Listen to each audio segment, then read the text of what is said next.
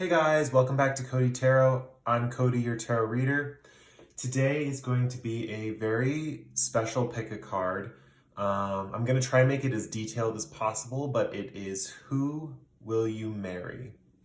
And we have a lot of stuff in today's reading. So I wrote down some notes because it's going to be an extensive reading. So we're going to be covering who you both are, what to look for in your other person, what you both love about one another. What is the relationship mission statement? So for example, like what are you guys together as a couple? What does kind of your relationship represent? Also how you both express your feelings for each other, a little bit of details about what married life is going to be like, and also messages from your angels and guides, reassuring messages from your angels and guides on what you need to know before this connection happens. And even maybe during the connection, we'll see what comes up in the cards. So for today's reading, we have 5 crystals before us. Our first crystal is Tiffany stone. Our second crystal is blue kyanite. Our third crystal is yellow apatite. Our fourth crystal is this orange agate. And our last crystal is this smoky quartz. So please take all the time you need to pick your crystal. Especially for this reading, we're going to go into a lot of detail and stuff, so make sure you take a few deep breaths. Really focus on what love feels like to you and that feeling of what it's going to feel like when you're with another person and they're kind of filling you up with that like joy, that love, that kind of thing that you can only get from someone you're going to marry. So think about that. I'm going to give you a second to think about that and take a few deep breaths and choose your crystal.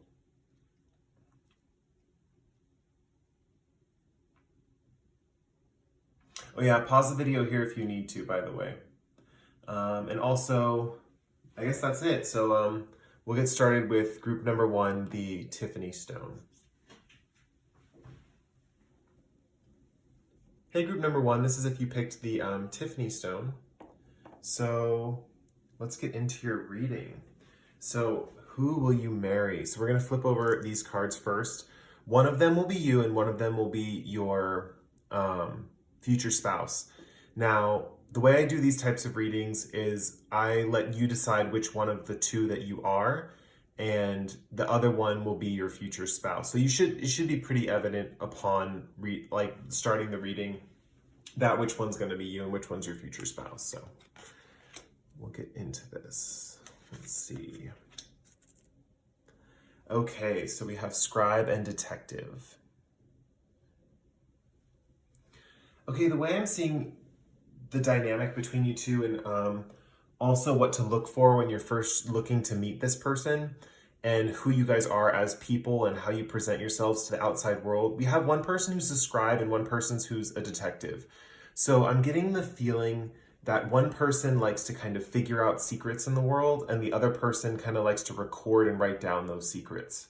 So detective is someone who wants to get to the bottom of things. They're looking and they're seeking truth, and they're very curious people. So one partner is very, very curious and the other one just loves hearing like interesting things. So the scribe person likes to record everything that they discover, but they're not as proactive in discovering those things that they like to write about. So, and scribe is literally a writing type of a thing, like profession and stuff. So definitely with scribe, I'm definitely seeing here that one of you actually is like maybe really enjoys journaling. That could be you or them. Really enjoys journaling, really enjoys writing down their impressions of what they see in the world, really reflecting on things that are going on in their life. And with detective over here, we have someone who is like seeking out the truth. So it's two different things, but they go hand in hand. I can see why you would marry this person or why these two people would get married, because you can have someone on one hand discovering all the secrets of the universe and then the other person synthesizing them, writing them down and making them, and just kind of making them work to their advantage, work to their way they operate. So you have someone who's collecting information and someone who's kind of recording information at the most base level. So that's what to look for. So when you're looking for your person, if you're the scribe person, you're looking for the detective person, look for someone who's very curious about things. Your person, if you're the scribe person, is going to be very interested in like everything that you're saying. They're going to want to like keep digging and digging and digging in conversation and want to get to know more and more and more. If you're the scribe person and you're with someone who's kind of like disinterested or not like focus too much on like understanding or uncovering things, that's not going to be your person. Your person's very curious. And for the detective person to notice your scribe person, you'll notice they might need a second to like think about things, because literally they're kind of recording everything as they go, even in their mind, even if they have a journal or even if they have a way to, how do I put this? Have a way to record their observations. They're definitely always processing things. They're always like computing and processing with their inner world, basically. So they're going to need a second to like synthesize the information. This might be the type of person with scribe who likes to like write things down that are like important. They might have a notepad on them at all times to like write down important things. But if they don't, they're definitely recording things in their mind. They're synthesizing information and experiences always. And look for someone who needs like a little bit of time to like talk before they like speak, you know, because they're kind of constantly in recording mode. They're, you know, they're not used to like kind of jumping out and like digging for information like you are, you know? Okay, so let's get some, we're gonna shuffle and get some animal oracle cards. That was quick. We're gonna get some animal oracle cards about both of you and how this is what you both love about the other one. Okay, so, oh, that's like you're like a battery. The scribe person's like a battery. So what we have here is with Bobcat Mystery, life is a mystery. That's basically the same thing with the detective thing going on, is this person is kind of sees life as this beautiful, grand, mysterious thing, right? That like, there's just so much information that like is unknown to them. And so definitely like the fact that they're constantly discovering things and they're constantly seeing that things are just mysterious and kind of inexplainable to them. It's kind of a sense of wonder that you're going to appreciate about them. Something you're going to love about them is their sense of wonder and curiosity. And it's kind of like a fresh new look. So they're always looking at things with fresh new eyes. Especially with bobcats too, this person, don't think that they're naive because of this. They're actually quite assertive and aggressive, and they can stand their ground in either a fight or in any kind of situation where they have to stand up for the two of you. They're definitely the one who's going to take more of the assertive role and more confrontational role in situations.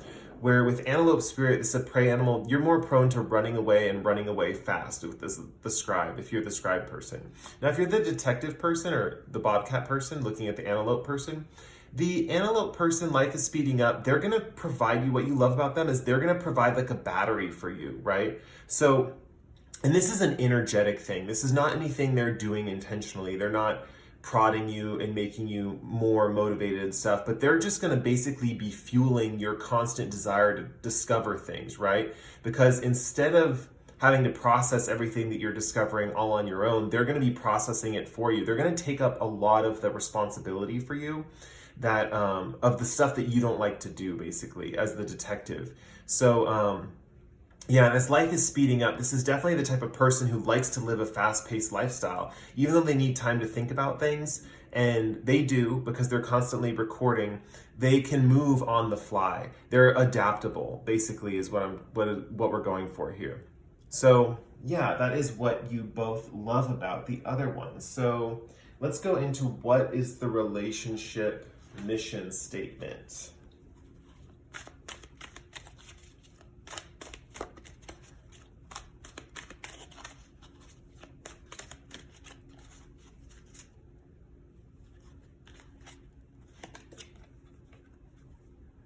Cool, fork in the road.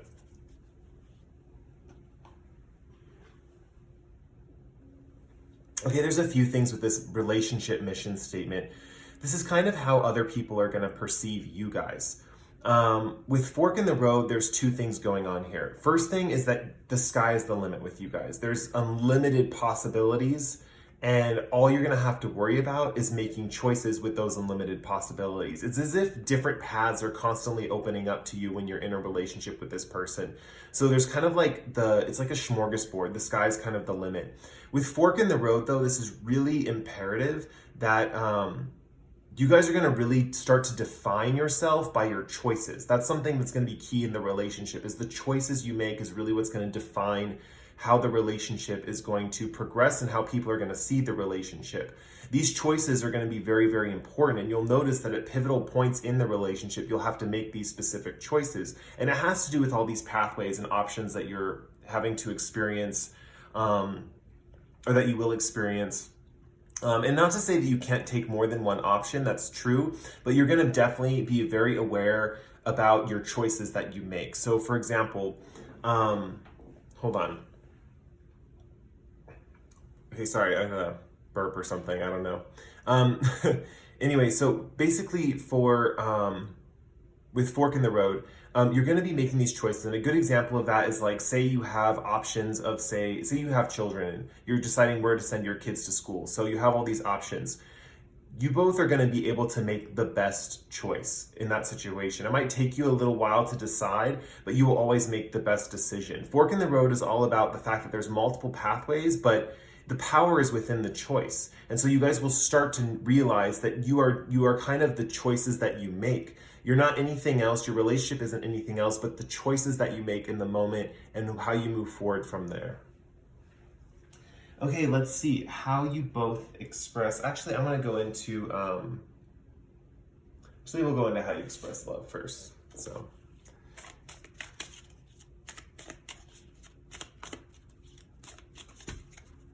See how you both express love towards each other.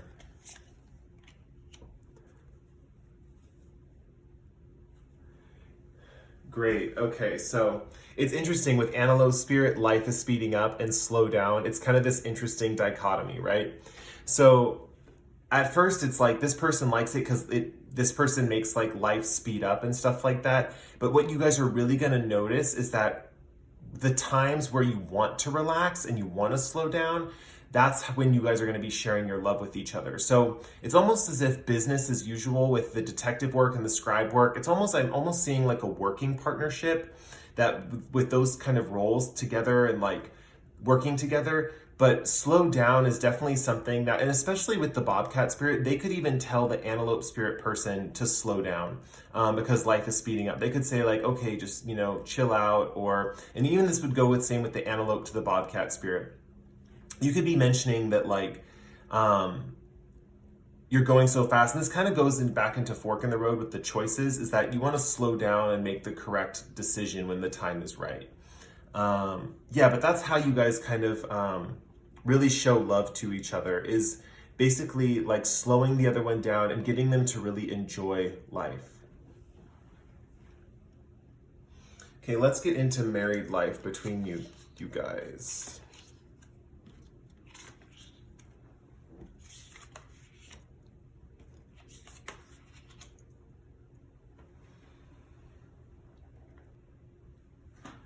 Okay, what I'm seeing here with married life between you two. So first of all, one of you, like, just because I'm going to point out some other things in here, like one of you might drive a motorcycle or drive a bike.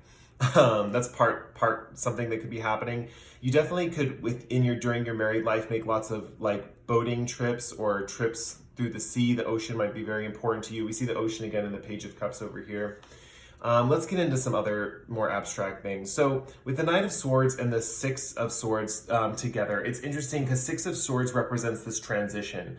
And in the original card, there's a guy in a boat paddling this woman who looks kind of disappointed across this water area, right? This girl right here with the Six of Swords and the Knight of Swords, this is kind of focusing on the intellectual domain of your relationship, but at the same time, it's kind of like you're journeying, but you're journeying quickly. So it's almost this very interesting thing. We also have this with slow down and life is speeding up with Antelope Spirit. There's definitely this combination factor where in your relationship, you're going to have moments of life that are very, very slow paced and moments of life that are very, very fast paced. The good news is you're both very adaptable and you'll be able to handle these changes of paces quite well. So Knight of Swords is just showing the fast pace, and Six of Swords is showing the kind of like slow pace, right? And it's showing that these kind of combine very, very nicely. It might be even the fact that like when you first meet each other, you might notice that the other person is slightly off tempo for you. Like they might be moving kind of fast and you might be moving a little bit slower. But really what's happening is you guys are needing to sync up or get on each other's level, basically. And it's interesting I mentioned the example with the children and the education, because Eight of Pentacles right here just describes that you guys are really going to be learning a lot from each other and learning a lot in general. Because the detective person is very curious and intellectual, and the scribe person is focused on kind of synthesizing that information. You both might find yourself for the most part of your life like attending night classes, going to college, taking extra courses in school. And if you're not paying for courses in school or anything like that, you'll definitely be doing a lot of research, reading up on things. You're definitely both, especially the detective person is going to be constantly looking up information, getting new information. An antelope person is going to be, or the scribe person is basically going to be like recording those things. But with this, it also has an element of transition and time and evolution. So as you see the moon cycles right here, this is definitely going to be something that like you guys are going to build up your knowledge over time. By the end of your relationship and the end of your life, you're going to have so much wisdom. I'm wondering if I can kind of see with the Queen of Wands that maybe, let me look up one more card to see if, let's see, pull one more card for this Eight of Pentacles.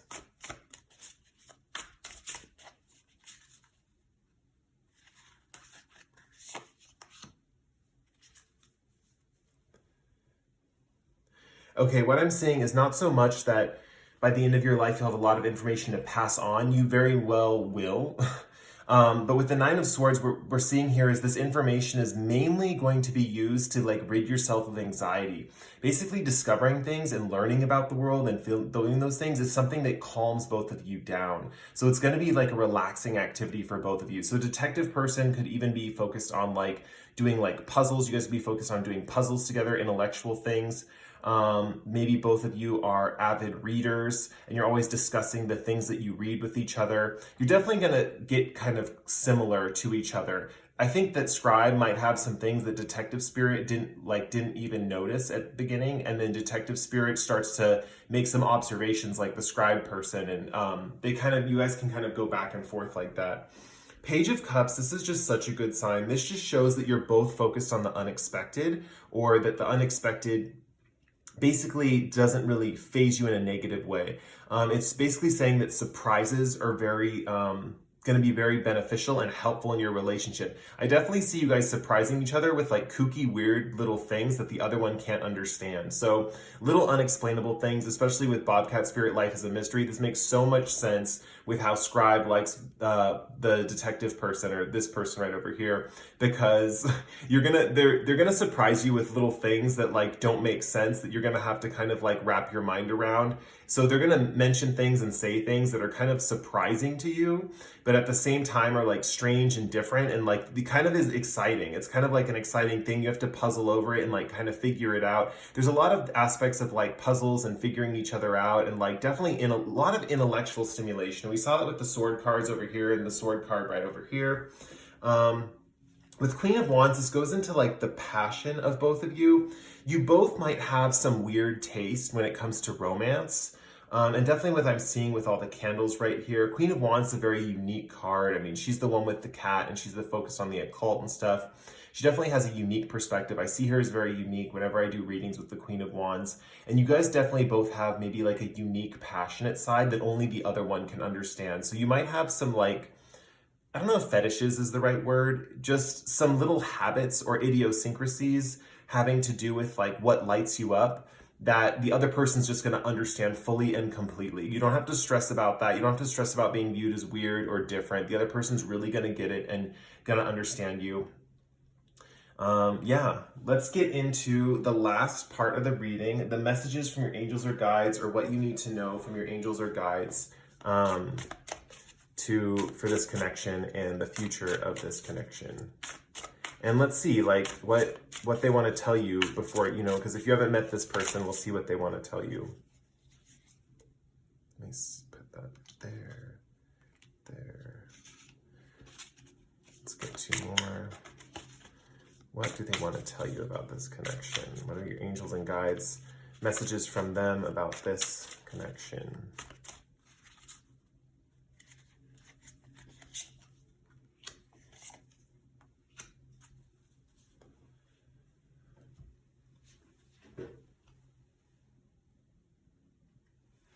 Okay, we find some interesting things here. So first, let's start with the Justice card.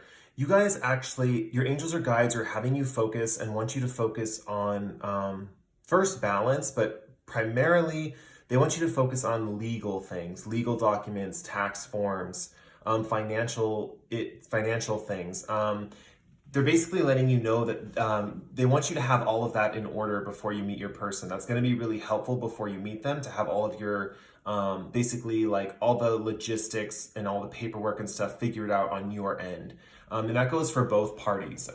It's definitely going to be important for you guys to be fair and like don't get into any tricky territory. But this is also a card just saying that you're gonna be safe in that your regard. There's also a card representing the fact that your guys' relationship is basically a reward for all the good karma that you've had in this life so far and in previous lifetimes and stuff. This is kind of like, it's kind of like the thing that's coming to you no matter what, that you're gonna get it. And it's like the Justice card really represents like fair dealing, stuff like that.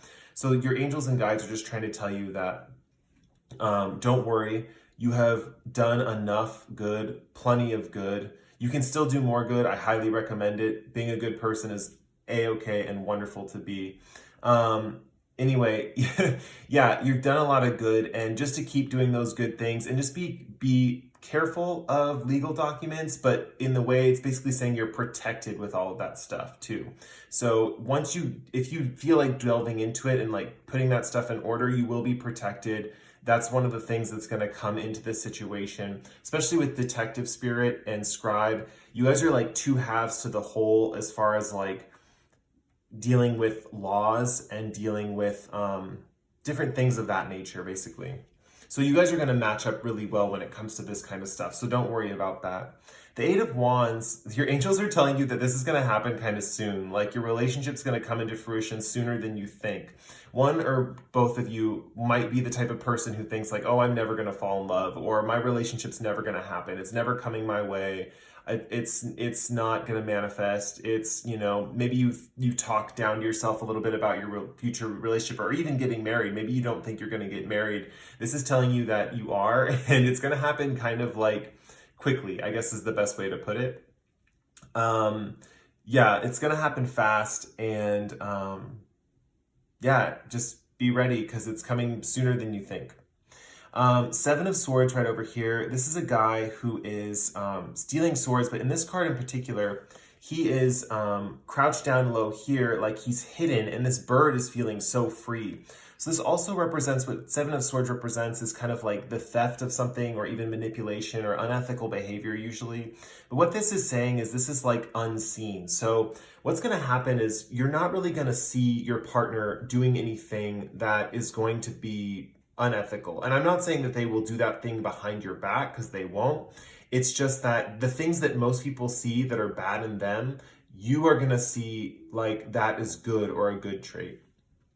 They're going to make you feel free too. They're going to remove the swords and the shackles from around you to make you feel freer. So that's something to look forward to.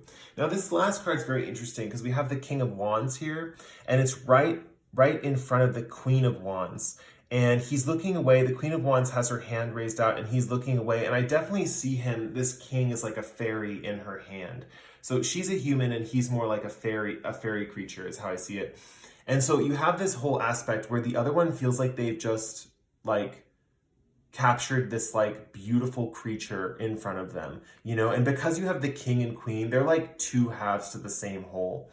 So, you know, they're the same suit, which I always see as very harmonious in tarot. When you have 2 people of the same suit, you know, that means you guys are on the same level. So don't worry about that. You guys are going to be on the same level. And also don't worry about this person not being ready for a relationship. Both of you will be ready for a relationship when the time comes. That's what King of Wands also to me represents: readiness and alertness and ready to take action. And so both of you are going to be alert and ready when the relationship comes. So if you're with someone or you're meeting people and, they're like not ready to commit yet, or they're not, they don't want to commit and you're like ready to commit, don't worry about it. This person will commit to you. They're ready for commitment. When the relationship happens, you both will be ready for that kind of commitment. So yeah, that was your reading. I hope you enjoyed it. I really enjoyed reading for you guys. That was if you picked the Tiffany stone. So if you liked your reading, you can like or comment below. If you really liked your reading, you subscribe to my channel. I post pick cards pretty frequently. With that said, we're going to move on to the next group, group 2, with the blue kyanite. Hey guys, group 2. If you picked the blue kyanite, this will be your reading. So let's get started, shall we? Oh yeah, just so you know, for this reading, for any relationship readings that I normally do, my normal layout is that I will do, especially if it's 2 people involved, one person will be you and the other person will be them, or this will be you and that will be them. You kind of just have to see which one sounds more like you, and then the other person is kind of the one that is going to be who you're going to get married to, basically. So we have lots of stuff here for you today, as you heard in the intro. So let's get started.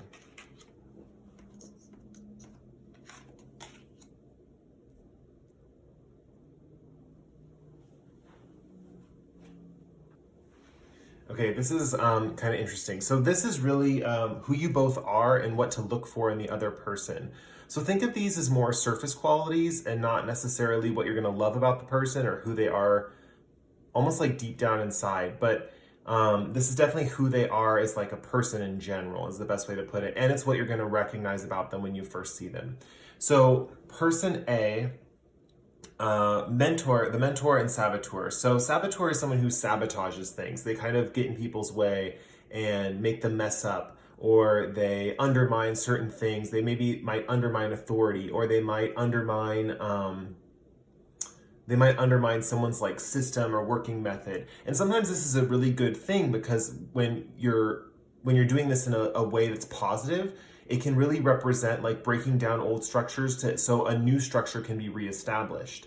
So this new structure that's reestablished is hopefully better than the old one. So this kind of like breakdown of a system definitely has its perks, because when something's a bad system or something is not working, this is a great time for this type of person to come into the world, basically. Now you might see them probably when you first meet them. Maybe they're not doing that so much. Maybe they're using their natural instincts in a more of a destructive way. Destructive is a strong word, though. I would say that they're more playful in general. This is a more playful person. And you're going to notice that about them right off the bat, that they're a little bit playful, and they like to like undermine in little ways other people and their situations. Like they can kind of deflate someone's confidence quite quickly when they see that that person is like, maybe they're that person, that if there's someone who's really stuck up and pompous around, they're gonna basically like bring them down to their level and be like, okay, you have to eat food like the rest of us. You have to go to the bathroom like the rest of us. You're kind of, you're the same as all of us, right? You're kind of like that situation. And then mentor right here.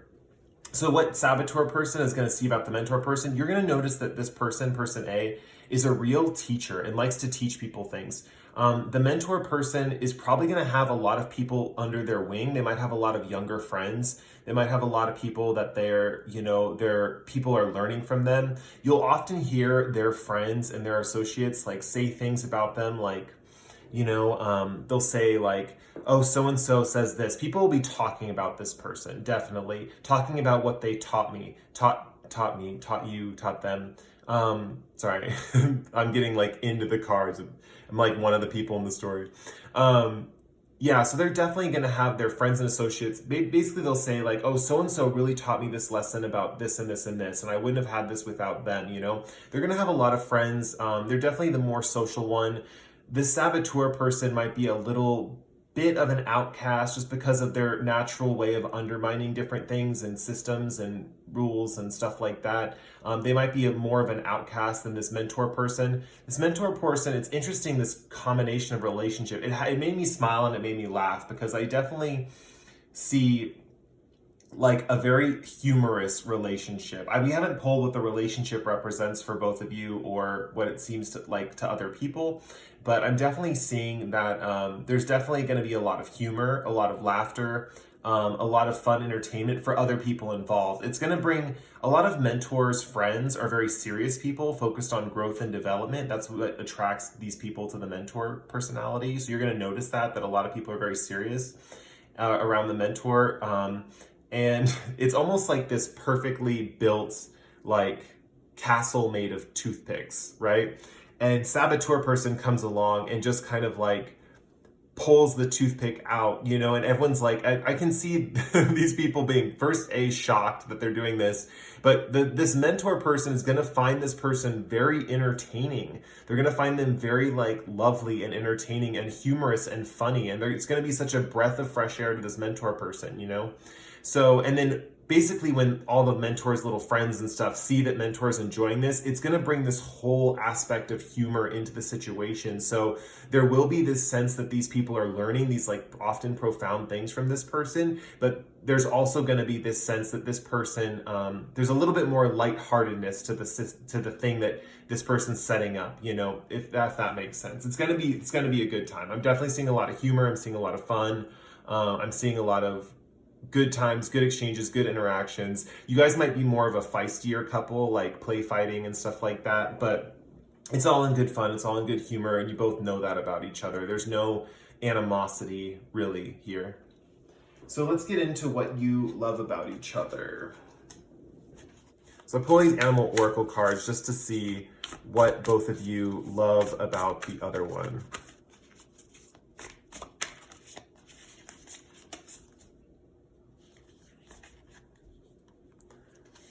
For mentor, we have grasshopper spirit, take a leap of faith. Lizard spirit, dream the world into being. Okay, one of the first things I noticed here is that this grasshopper spirit is like wearing a crown. And we already talked about that this lizard person, you know, doesn't like, you know, kind of like pompous, stuck up people. So it's definitely, there's this whole aspect of like royalty with the grasshopper spirit and them bestowing royalty upon like their people or their friends. So, and take a leap of faith is interesting, mainly because I think a lot of people have faith in this person. A lot of people really believe in this mentor person. And this is one thing that this saboteur lizard spirit person finds in this person like so admirable, is that they instill such faith in their followers or the people that they teach, the people that they're teaching, really look up to them, really believe in them, really listen to their lessons and feel like they're a part of this kind of like royal family. And the phrase, you know, like you have learned well, grasshopper, you know, that's coming to mind right now. You know, like, I don't know if you've ever watched, I don't know what movie that's from actually, but it's from a movie where it's like, you know, young grasshopper, you have learned well. It's like a phrase. I know it's, I don't know. I like some of my friends, we grew up saying that, like when someone's like learned a lesson, you know? So I thought that was really interesting that this came up. And this just shows kind of like that saboteur has kind of like a sense of humor. I mean, the fact that this is coming up, you definitely, you definitely make light of this person's like lifestyle, and this person definitely enjoys that. There is a little bit, what we have here with the lizard spirit and the grasshopper spirit, we have the lizard who I think eats insects and like grasshopper who is an insect. Both of these animals are very quick on their feet and very like jumpy. So it's interesting because I think you guys are both very good at evacuating and getting out of situations. And that's something that you both really appreciate about each other, is you both, when it's time to move and it's time to get out of the way, you do move, you know? Saboteur might be a little bit slower to move in the way that lizards kind of stay still before like they know the person's eye's not on them, though this person's definitely going to move when they're not being watched, I guess is the best way to put it. But with lizard spirit, dream the world into being, that's something that's really going to be interesting. And that's how saboteur is really going to change. Because like I mentioned with this person in the beginning of the relationship, they're going to be a little bit like of an outcast or a little bit more destructive than, like I mentioned, that they're going to turn out to be. This person really truly is a dreamer in the highest sense of the word, but they don't realize that till after they met this person. So what's going to happen once you guys have met each other and bonded a little bit is that this person's really going to love uncovering all these beautiful things that this mind is capable of. Like this saboteur person turns out to be almost like the top student in the class, is that best way to put it. And it's so opposite of how they normally are. You would think such a rebellious person could not like study or learn or discover, like be taught new ways of being or doing things. But this person really enjoys teaching someone who's so like, I don't know if creative's the right word, but so visionary, I guess is the best way to put it. And then this person over here, this person just has a lot of faith in this person as well. They see how they instill the faith in their people that they teach and stuff, but they also have a lot of faith in this person as well. And the same people that they saboteur person like pokes fun of or pokes holes at, people who kind of like have this false pride or false confidence, they really see that this person is worthy. This finally met a person worthy and that they can't break down, because this person has like an inner spirit that is so strong and so resilient. So they're seeing someone who is just purely, truly a good person, basically, and a purely confident person. This person's confidence can't really be shaken, this mentor person. So those are some things that you guys, what you love about each other. So now we're going to look at what the relationship represents for both of you.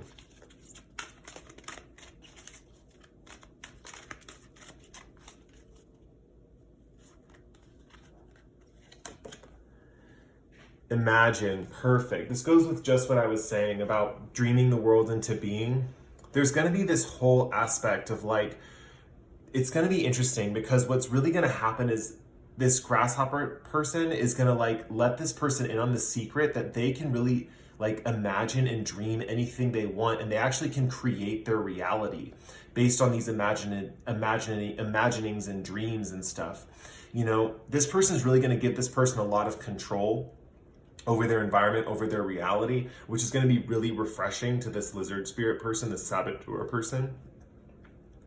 So yeah, imagine just shows that together you guys have a really strong, great imagination. So yes, you're learning from each other. There's going to be kind of a group around you, because that's just what's going to happen with this mentor grasshopper person. They're just going to have kind of like a group of people around them, but it's going to be so imaginative.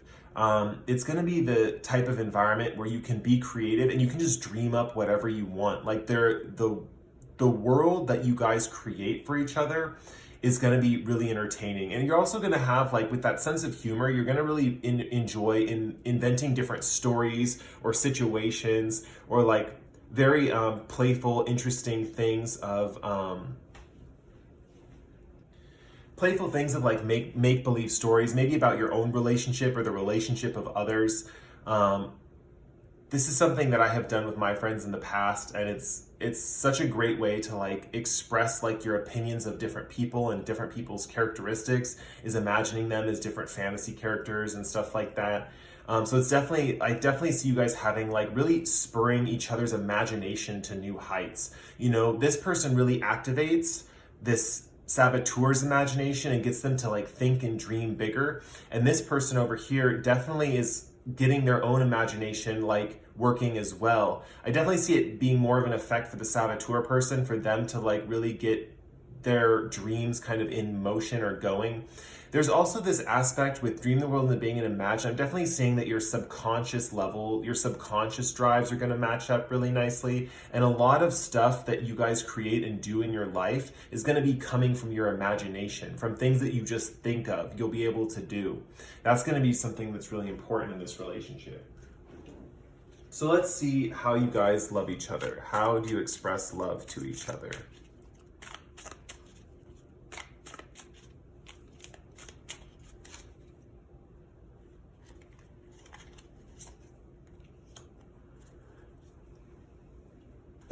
So his card's far away.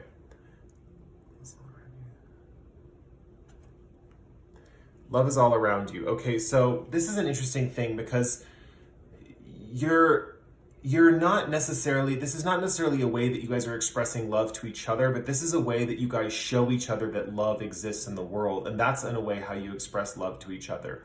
So when someone's being unkind or unfair to the other one, you really get them to see the other perspective of how that person is kind of like truly loving them. And it's, how do I put this? It's going to be about seeing different perspectives, but it's also going to be about the fact that like you're really going to show each other what love is in the world. You know, it's going to be one of those things where you show each other that life is really worth living, that like kind of the human race is like worth saving, you know, that we're really worth being here on this planet. And you're going to show each other that that love exists by showing each other how different people are loving each other, because you both have very different perspectives and views on that. And so showing each other how different people, this is very much a big group thing. Like you guys are going to have a lot of people around you. I can see you guys being very popular amongst like your friends and associates. You know, mentor person, grasshopper person already is, and then lizard saboteur person is just going to kind of fit right into that group. That this kind of mentor grasshopper person, the world that they create, you know, it's going to really change from just teaching people things and just kind of breaking down systems and rules, and really become this beautiful thing of like love is all around you. You know, you're going to see love in the smallest of things, not just from each other, but from other people in the universe. It's not about, you know, the other person loving you. It's about the fact that you're worthy of love from everyone, that everyone can love you, and you can feel like you are surrounded by family, friends all the time, that you can find a connection with anyone at any given moment. All right, so now we're going to get into married life, the tarot cards, my favorite part of these readings. Okay.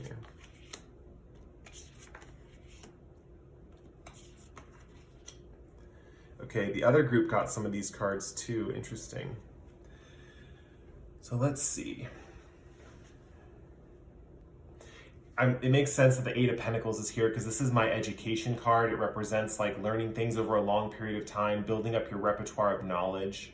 So that's interesting that that's here, because that makes sense with the mentor person, that you guys are going to have a lot of that in your relationship. There's just to reiterate, I know we've talked about it, but that you're going to have a lot of like built up knowledge throughout the relationship. Four of Pentacles strikes out to me immediately because and this person's turned away from this Queen of Wands and this King of Cups, and they're kind of in this circular pattern. There's kind of like two different types of people that are coming into your life that that you guys are kind of like wary for. And I'm not getting the vibe of like that these people are necessarily bad, but they're people that you don't share your wealth with. I know that's kind of weird, but there's something to your married life where you guys are going to kind of keep a lot of your resources to yourself. There's not going to be too much generosity, as far as like, definitely generosity with like knowledge and sharing information, but you're definitely going to keep your finances to yourself. And I definitely see you guys attaining like a lot of wealth in the long run. So you're going to build up something you're going to have by the end of your life is a lot of money, basically. And what I was talking about with like keeping it from specific people is you have kind of like the King of Wands reversed and the Queen of Wands upright. There is this aspect with the Queen of Wands. I'm definitely seeing all these little lights around her, right here as like the students of the mentor. And I'm definitely seeing this King of Cups person as the like saboteur person, but basically kind of like, because he's upside down, it's someone who is unbalanced. So this is just, again, coming into the beginning of the relationship, and the fact that you guys are probably going to be on two different levels. But it's interesting.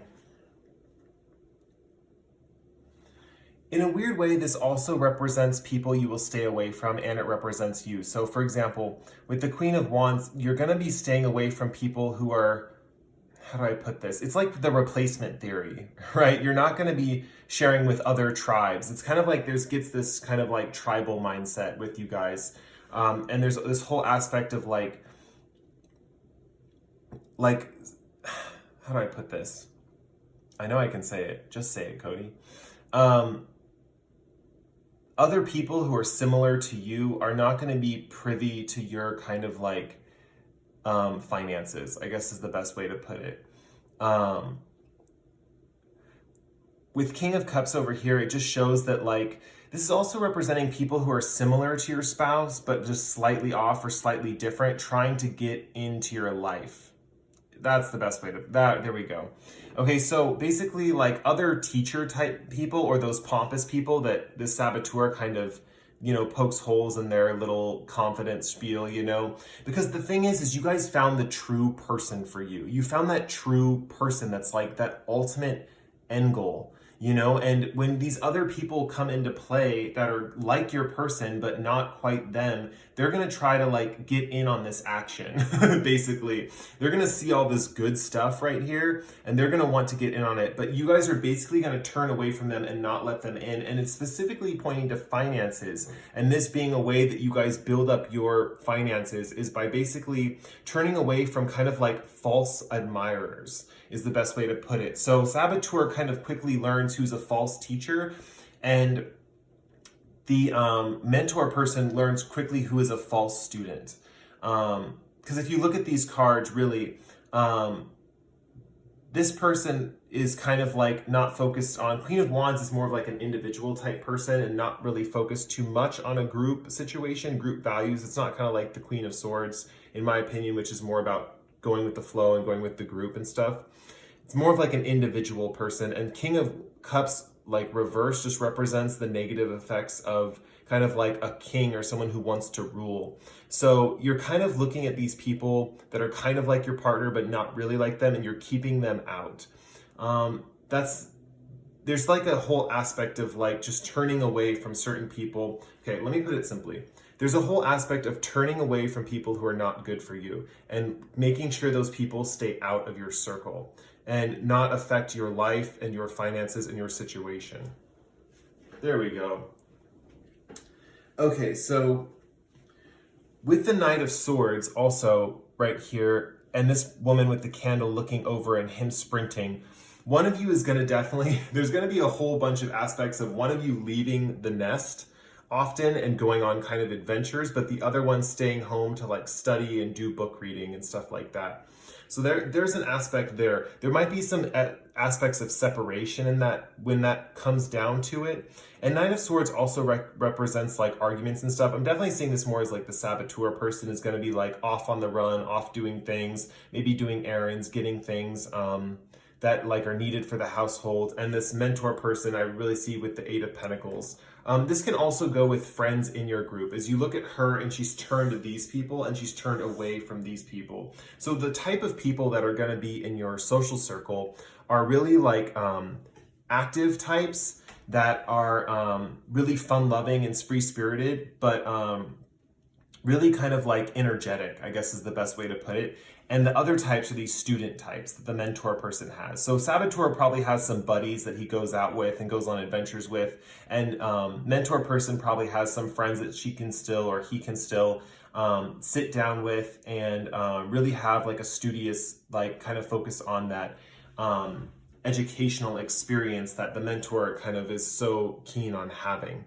Now, the interesting thing that I'm just getting right now is that you guys are going to be, if people meet you separately, which I see you guys together at home a lot, but like when you go out and stuff, I can see you guys having somewhat separate lives, but people are probably not going to realize like when they meet one of you, they're not going to expect the other one, you know, because in a weird way, saboteur likes to poke holes in people who are like pompous or stuck up, right? But they go for this person who's kind of like this almost like elite leader of their group, you know, and this person seems like a kind of a rebel, not really a really solid, serious student, and this person goes for them. So there's this whole aspect of if people meet one of your spouses separately, they'll be very surprised to see who the other person is. Like, wow, you really went for that person? People will be definitely kind of shocked by that. Okay, let's get messages from your angels or the universe on what you both need to know before this connection comes into play.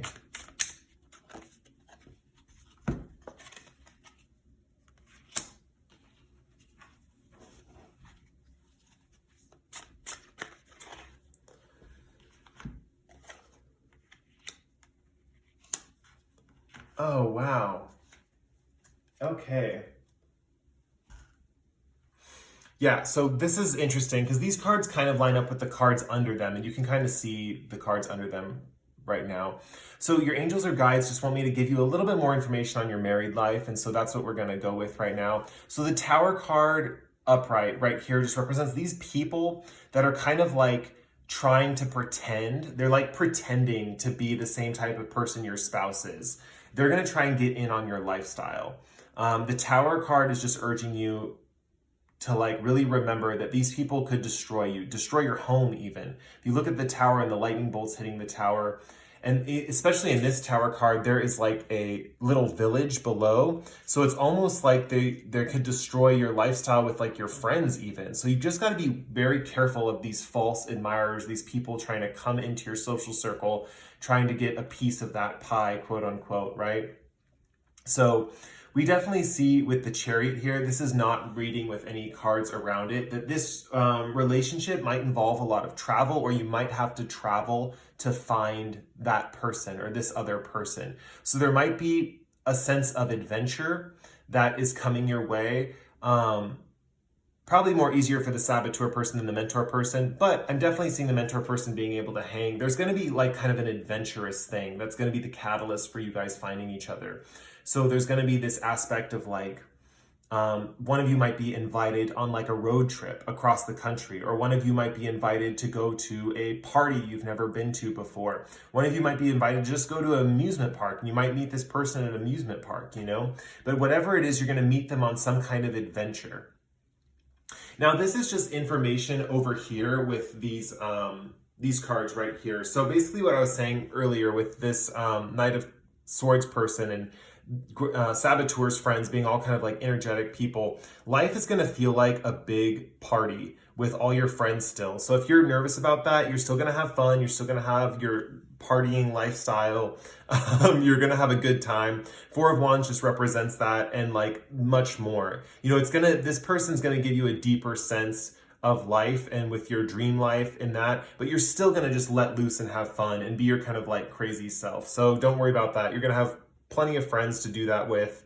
And then Page of Cups. Pages are students in the tarot. They represent people starting out journeys. So you also don't have to worry, mentor, grasshopper spirit.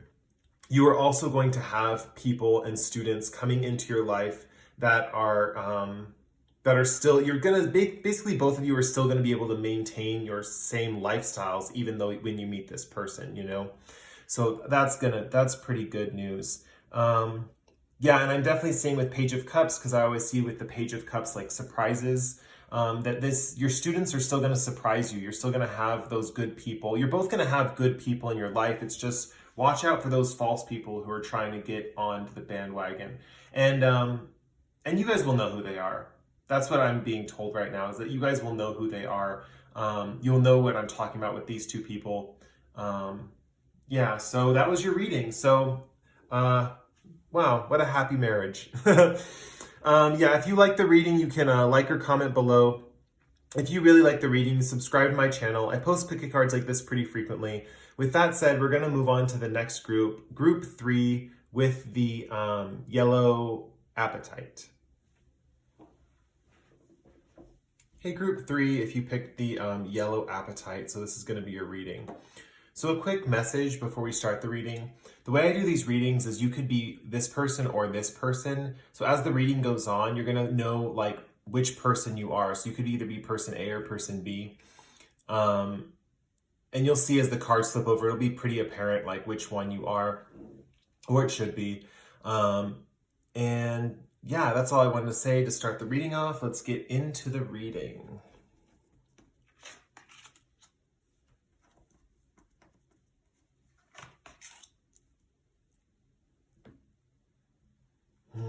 Interesting.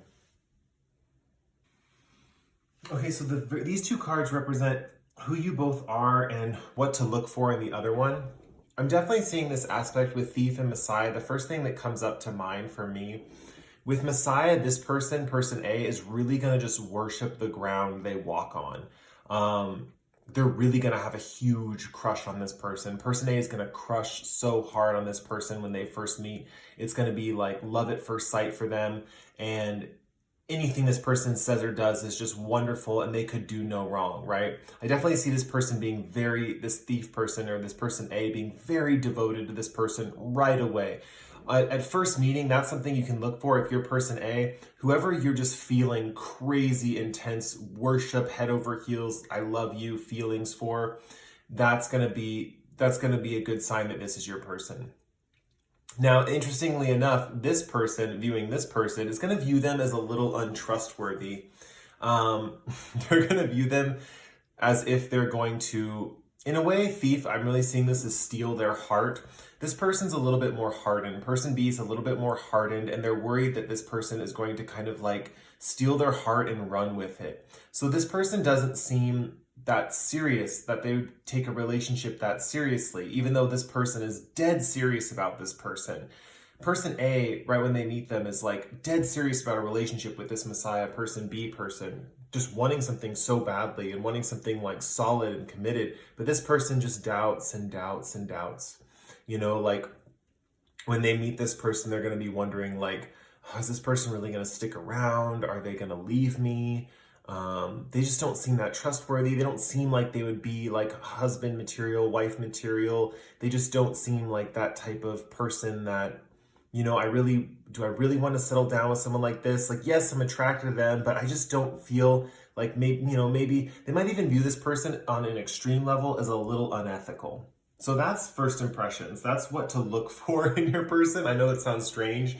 You know, this person B is probably definitely when the relationship gets going and you guys actually start forming a connection, this person's going to be kind of quite surprised at this person. So it's interesting. Like this person just, interestingly enough, this person A found the right person to worship because in a weird way, this person can do no wrong for them.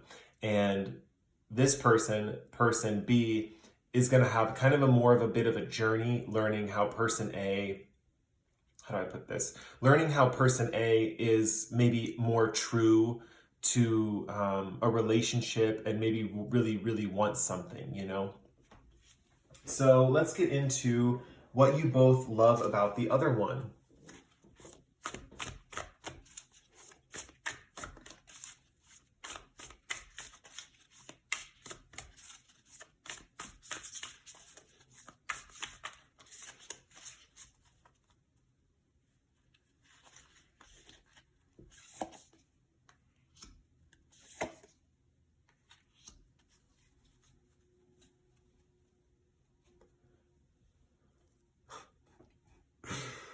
That is so funny. That is so cute. Okay, that makes a lot of sense. Okay, so let's just get into this one. We'll get into this one first. So moth spirits surrender now.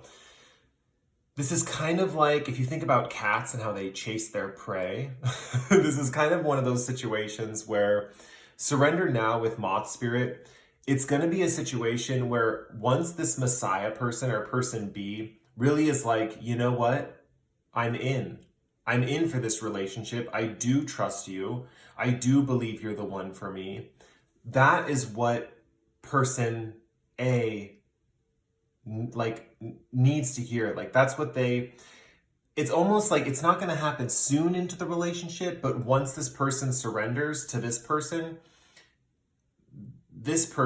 person A, the thief person is really going to just admire and appreciate this person so much more. It's that act of surrender that really solidifies the relationship for this thief person, right? And Bobcat Spirit, I'm not really getting a message with life is a mystery about this person, but I'm definitely seeing with like Bobcat that this person, you definitely see them as someone who can like protect you and like, you know, if you think of these animals, right? It's interesting because moths are insects and bobcats are just like these big cats, you know? So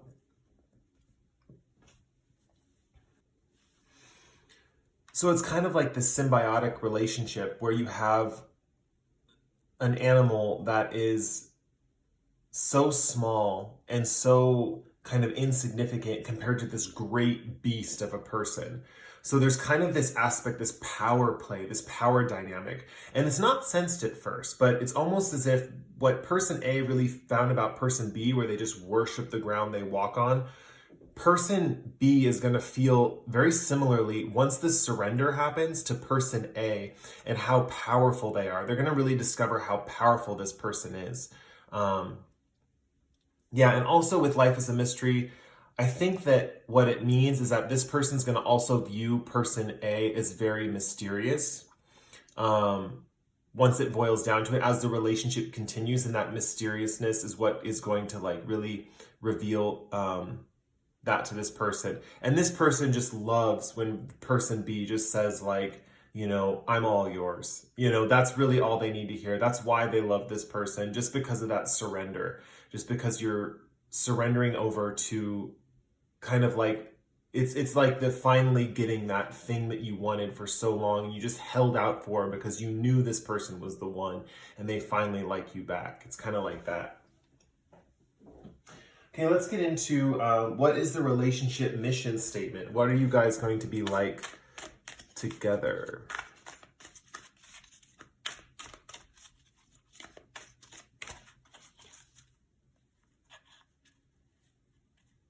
I want that one. Okay. Exchanging gifts. Interesting. So you can take this exchanging gifts thing in two ways. At first, it could be psychic gifts. So there might be an aspect where both of you are very spiritual people. And as you meet and part of your relationship, you exchange different gifts and talents with each other. So you start to pick up on what the other one is putting down, basically. But exchanging gifts can also represent, it's interesting. I'm surprised that this is not popping up in the how you love each other, because I'm getting a strong message of how you guys share love, and exchanging gifts just means that you guys really help each other out in different situations. So one person might be strong at saying like gardening, but the other person might, not like gardening so much. So what they're going to do, what Moth Spirit's going to do is they're going to be like doing some gardening for this other person, And it's also about gift giving as well. So it's about the fact that and especially giving in general with that whole surrender thing is going to be really important, right? Like giving yourself over to someone else, that's kind of also exemplified here. It's interesting, in this card, we have this woman and she's coming out of a box, and she's a little fairy coming out of a box, and this cat is like patting at her, and kind of these fairy wings remind me of the moth, kind of like this moth spirit's actually like a ballerina or a fairy coming out of a box, and it's like the prize or the present has been won, and the cat just sees this person is so big and they're ready to play, and I can just definitely see a lot of playfulness coming to both of you. Kind of like a really fun, lighthearted connection, really. Let's see. The next one is how you both express love, how you love each other.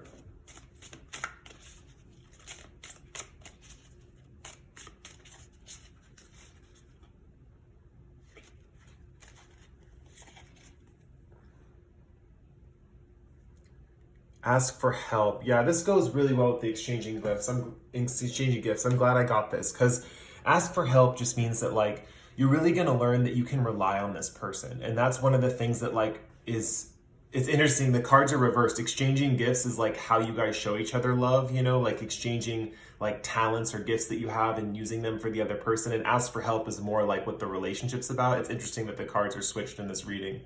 So you can look at them differently. What is the relationship mission statement is ask for help. Learning to just say, if you need something, ask for it. It's interesting. Sometimes we have such difficult moments in our lives, such hard, inexpressible, painful moments in our lives. And sometimes when we just ask the universe for help or reach out and say, can you give me a hand? Can, talk to your angels, talk to your guides. Can you just give me a hand? And they answer you, they send you a sign, they send you hope, they send you something, it's back to this Messiah card under here that this person B is, it's about asking for something or even praying for something and receiving it. So this person's going to be your own, that song, your own personal Jesus. So it's going to be like a person like that. Like you're going to basically be able to ask this person something that maybe is, if it's been bothering you or you've been struggling, this is the type of person where all you have to do is just ask them and they're going to help you in return. Asking for help is one of the key things that you guys really learn to do with each other in this lifetime. And learn that you guys can really help each other out. I mentioned earlier that this is a symbiotic relationship. It's true, it is a symbiotic relationship. Even though a bobcat and a moth don't really interact too much, there's definitely this aspect of like both of you helping each other out, or being in that, you know, the animals that have symbiotic relationships. Like I think there's like a certain kind of fish that like eats like muck off of a manatee or something. I don't know the exact, I know there's symbiotic relationships in the animal kingdom. You can look them up, different animals with symbiotic animal relationships, and it's interesting. Sometimes there's like a bigger animal and a much, much smaller animal that helps them out, you know? So it's interesting how this is like operating, that this is like part of the aspect of both of you. So that's very cute. I really enjoy that. So, okay, so married life. Let's get into your married life. This is gonna be aspects of what's going on when you guys are, oh, Sun card, we'd love to see that. 6 of Pentacles. That's that asking for help, that giving again. Okay, let's look at this. Yeah, I'm definitely picking up on some psychic energy between the both of you, or maybe one or two of you is kind of has some psychic gifts. It's interesting. So what I'm seeing first of all with the Hangman in reverse, and with this woman's flipping up back and upside down and all these runes in the sky, I'm definitely seeing this back with the Messiah card. This person kind of reaching up and like pulling esoteric knowledge out from the heavens and the cosmos. I'm definitely seeing that one of you has a connection with divine beings, very strong connection with divine beings, or in the relationship, you both will have a connection, strong connection with divine beings. With the Sun card right here, you guys are also, there's this whole aspect in your marriage where you guys are going to be just very, very happy. Like, I can't like say this, you know, enough to you two. It's just like, you're going to be very happy, right? You're going to be, the Sun card is just the utmost positivity, optimism, happiness. And with the 6 of Pentacles, this is about balancing and giving and taking. So there's definitely, with exchanging gifts and ask for help in the 6 of Pentacles, there's going to be definitely a symbiotic relationship. This is the kind of relationship where there is an equal amount of give and take for both parties. You guys are always going to feel like you're on an equal playing field, an equal level. I know at the beginning it doesn't seem like that, because one person just loves the other one so much and the other one just kind of views the other one as kind of like not really, I don't know how to, like kind of untrustworthy, or not really like they were going to make a good partner. But really, what, surprise, surprise, because this person's coming in strong and they're going to basically be that like perfect person for you. I'm definitely seeing this really amazing give and take between both of you. It might also be with your finances as well, that you guys are very fluid with your finances. You're not going to have separate bank accounts, or if you do, you easily just give the other one money when they need it. It's going to be really like liquid, like financial agreements between the both of you. Like I see in your married life that you might, you might be the type of people who don't see any problem having a joint account, or having like joint funds, or you're not too worried about money, or, you know, whatever, you know, if one person's better at making money, they let the other person have some. If maybe that person is like better at making money at one point in their life and they let the other person have some, it's all that kind of thing. I'm definitely seeing with this Knight of Wands reversed that you guys, I don't want to say you lack a playful spirit, but you definitely, this represents like a seriousness, that you guys take your commitment to each other very seriously, you know, and sometimes that can lead into, you know, not being playful enough. So this is kind of a warning that, you know, let your hair down, let yourself have fun. You know, this is a very devotional pile. You guys are going to be very devoted to each other. This is a very strong and serious relationship. With 7 of Wands here, this is interesting because this is just showing that you guys are going to be protected from outside influences. And B, with her light right here, there's going to be an aspect of your solar plexus igniting. So gut instincts, gut feelings, stuff like that is going to be really important for both of you. There's also an aspect of being unique or different. So as a couple, you guys are going to be unique or different than other couples. You're not the typical relationship or couple that anyone's going to run into or find out in the world. You're very individual or on a different playing field than other people.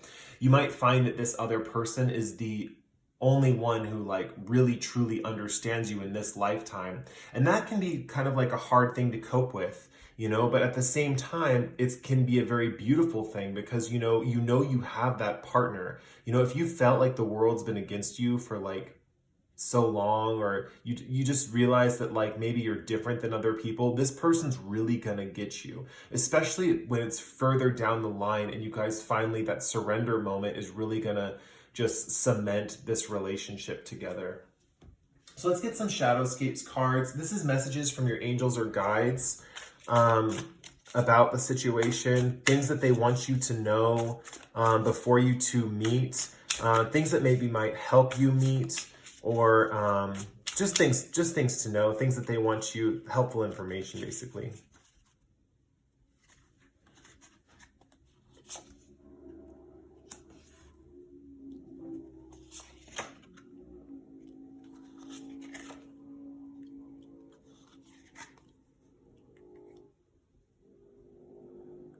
Okay.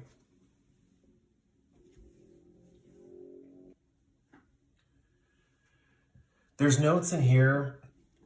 What they want you to know is that one or both of you is to keep the long game in mind, especially with your practical concerns. It's interesting that we have the Six of Pentacles and then the Seven of Pentacles.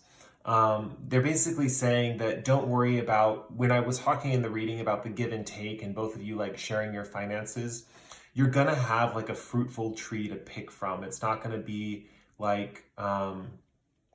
you're not going to have anything to give at all. If you're worried about not having anything to give, that's not going to be the case. When you guys are together, there'll be plenty to give. You both will spur each other on to long-term endeavors. I definitely see both of you having a more of a practical mindset when it comes to your finances. So even though I said you're both give and take, I definitely see you not holding on to your wealth. That's not the right thing. You have a long view of your life in mind. So there's a longevity aspect, and it makes sense with both of your cards that this person, especially Messiah, just wants someone who's going to be there for the long haul, and this person being so devotional and so devoted, and that deep sense of love, there's definitely going to be this aspect of the long haul between both of you.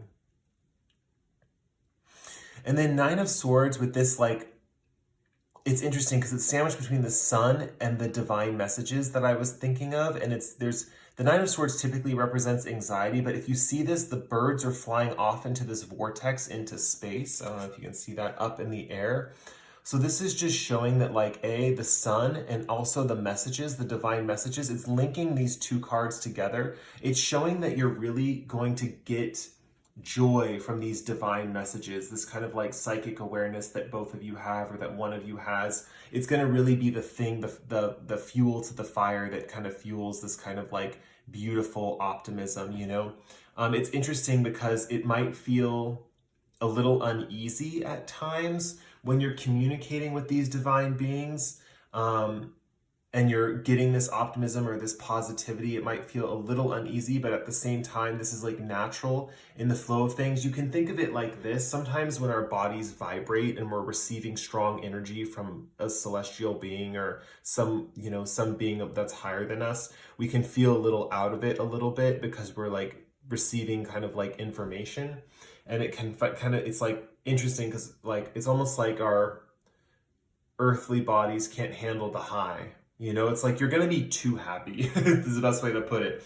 It's you're almost going to be so happy that you're going to vibrate at a higher level with each other, especially with this surrender now moment. I definitely see this person A, being filled with kind of this intensity of emotion. And then King of Swords, what we also have right here is this is a pensive king.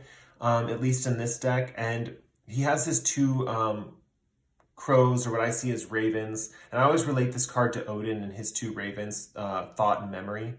And it's very interesting. Maybe you have an experience. We see runes in here too. Maybe there's an aspect of like, maybe both of you are into Norse mythology or anything like that, or symbols or sigils or anything. But with King of Swords, with the contemplation, you're really going to appreciate with each other the thoughts and memories that you have. And that's really what's going to be clues into finding the other one, right? You have these divine messages coming down, but what Spirit and your angels want you to know is that within your thoughts and your memories of your past lies clues. That's kind of where the signs are going to be sent to you from, that are going to be triggering these thoughts and memories of your past, that are going to be spurring you on to meeting this person they want you to know. And also another thing that they want you to know with the Wheel of Fortune is that luck is on your side when you're meeting this person. If you ever feel like your luck is turning into like you're having a negative turn of luck, that's a sign that you're straying off the path just a little bit. But basically what they're saying is that it's going to spin back around. You're going to get back on your path. This is, you're meant to meet this person. And that luck is going to be a big factor in your relationship. Just tides are going to turn in your favor. The wheel's going to keep spinning and you're going to keep moving forward. I'm definitely seeing also with the Wheel of Fortune and the Seven of Wands, something I noticed earlier but didn't mention is the Seven of Wands is all the colors of the chakras right here, the different colored wands. And this is a wheel, a spinning wheel in the chakra system. So I'm definitely seeing that all your chakras will be activated in this relationship and in balance and in harmony with each other. That's going to be the natural effect that you both have on each other. There's going to be a very strong sense of balance and peace and good luck. So I hope you enjoyed that reading. I really liked reading for this pile. You guys have a really sweet relationship. I guess a rocky start, but all good things come to those who wait, especially for person A. So anyway, if you like the reading, you can like or comment below. If you really like the reading, you can subscribe to my channel. I post pick a cards like this pretty frequently. With that said, we're going to move on to group 4 with the orange agate. Hey, group 4, if you chose the orange agate, so this is going to be your reading. So before we get into the reading real quick, I just want to let you know that I have a person A, person B situation going on here. So if you might be person A or person B, you're going to have to get a little bit into the reading to figure out which one you are. The other one's going to be your soulmate. So yeah, let's get into your reading.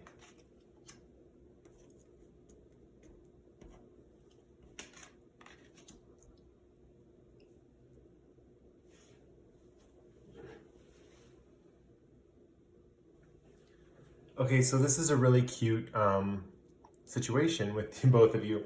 So this first thing is who you both are and what to look for in your partner. So one thing is we have person A is virgin and person B is healer. So person A is going to notice in person B when they first meet, and what to look for in your person is that your person's going to be a healer. You're going to notice that after spending some time with them, you're going to feel lighter. You're going to feel more like yourself, because what we see here with virgin is person A is a very pure spirit, very pure of heart person, a very innocent person. So you could be this type of innocent person. And what we're seeing here is that when you are dealing with this healer person, you get this beautiful catalytic effect going on where you're going to feel lighter, you're going to feel more pure, because you're very much already a healed person A, but you have like little minor things that need repair here and there. And this person is like a full-blown healer, right? But they also get a high off of you because you have this like pure, innocent spirit. So that's one thing that you can look for person B to person A, is that this person A that you're looking for has a like pure heart, a pure spirit, like a very innocent, just a good soul, just a very good person. And you're going to notice person B by basically the good things they do. So person B might just enjoy person A's company because of their pure heart. It's almost as if person A is a representative or an ideal state to what person B is striving to help other people achieve. You know, person A might even be a self-healer, but at the same time probably still admires this person's work, you know, and still feels lighter in this person's company. You have two very pure souls here. Both of you are very pure, like, souls. Both of you have gifts that are like the other one. This might be a situation where you're very similar to your partner. I don't know too much about twin flame relationships, but I know that there are two halves to the same whole, I think, or something like that. And I know that sometimes your twin flame is like the exact embodiment of you. So this could be like a twin flame relationship. You might be getting married to a twin flame, but both of you are very pure souls, and you're going to really realize that when you first meet each other. And person A, you're going to realize it because you're going to feel very light and airy and more pure. And person B is going to realize it because they're going to see someone that's kind of like worth protecting. So let's get into what you both love about one another, you know, as time goes on, what you discover about each other in the marriage.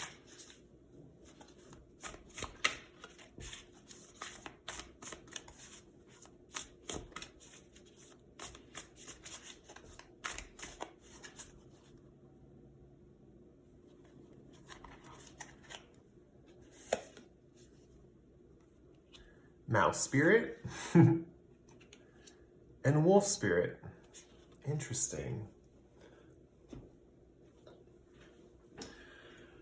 So yeah, person A might be as like small and as helpless as a mouse, you know, and person B might be as noble and as a wolf, basically. So what we have here is you have someone who is more of the protector and someone who's more of like the innocent one. Tend to the small things just means that this mouse spirit person is really going to like focus on the little things in life. That could be just keeping their room clean. That could be, you know, making sure that like when they, you know, write a love letter to someone, they like add like rose petals into the letter or something like that. This person's very cutesy with a lot of the things that they do. And also, you know, make sure the finest, the little touch on everything is just right to make like a really perfect experience for people. Now, wolf spirit, turn knowledge into wisdom. This is an interesting person because this person's also a healer, but at the same time, turning knowledge into wisdom is like key for a healer because you have to be very wise in order to heal people. And that's what this person is represented by. Person A really admires this wolf spirit because of their ability to kind of synthesize that kind of information or experiences healing people into like wisdom and understanding and teaching. This is the person that's more active in the situation, in the duo. You know, this is the person that's very active and is basically very wise because of their experiences. And that's one of the beautiful things about a healer is sometimes they have to go through a lot of pain and suffering in order to understand how to, first they have to heal themselves, right? And then they have to heal others. So basically turning all of their knowledge or their quote unquote pain into health for themselves has been a struggle for them probably their whole life. And Mouse Spirit kind of gets to see that and gets to witness that, but gets to see their transformation and how they're kind of always transforming themselves and transforming others. So Mouse Spirit, interestingly enough, is such a pure heart and a pure spirit that this healer kind of gets revitalized from that. You both get very revitalized from each other. It's very interesting. There's a lot of similarities between both of you, definitely. Also, interestingly enough, the two numbers on these cards is 40 and 67. I believe both of those add up to 4. I think 6 plus 7 is 13. And 40 is, well, 4, and then 1 plus 3 is 4. So they both add up to 4. So it's a very similar number, both in a very stable connection. So the number 44 might even be significant to you guys as like a sign when you're seeing your person. Just throwing that out there. So let's get into what the relationship is going to be like, or what the relationship is represented by.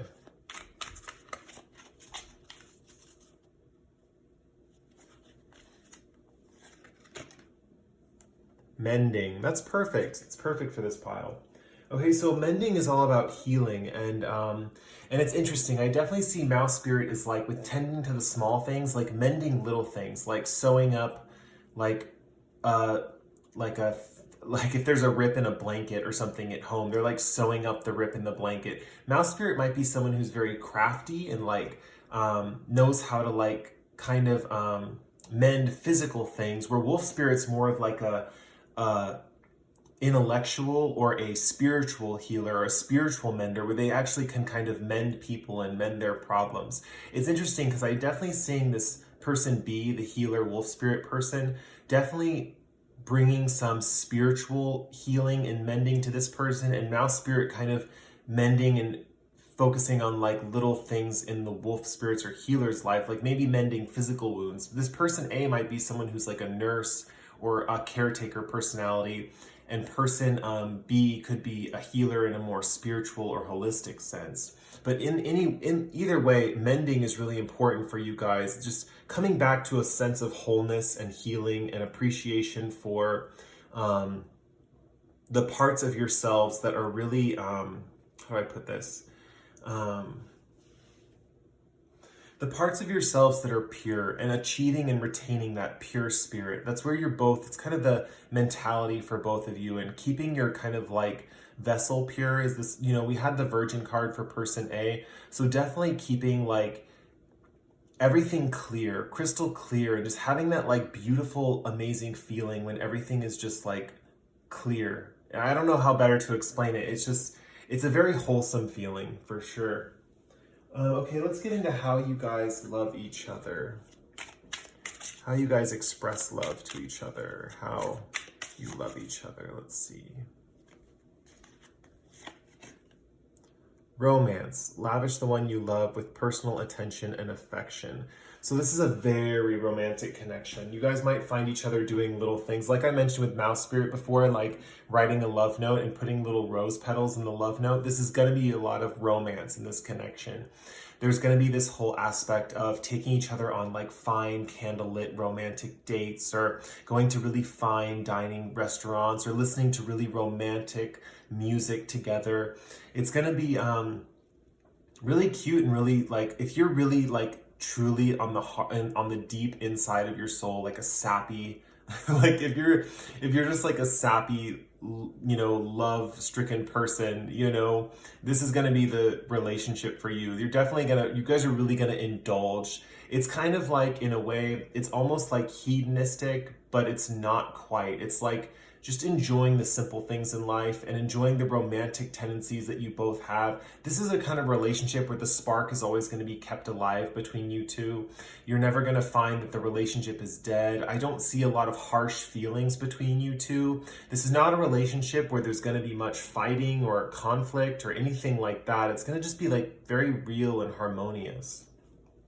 So let's get into married life.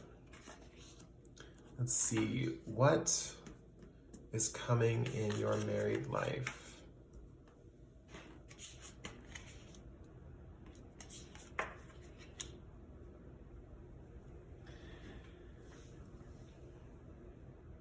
Okay, at first, things about your relationship that I'm seeing, just a little, these are little like superficial things. One of you might have a garden, might be focused on gardening or doing that kind of thing. There's another one, there's this emperor has a chess piece. So I'm definitely seeing one of you maybe more focused on like strategy games, or thinking that strategy games could be fun, or focusing on that.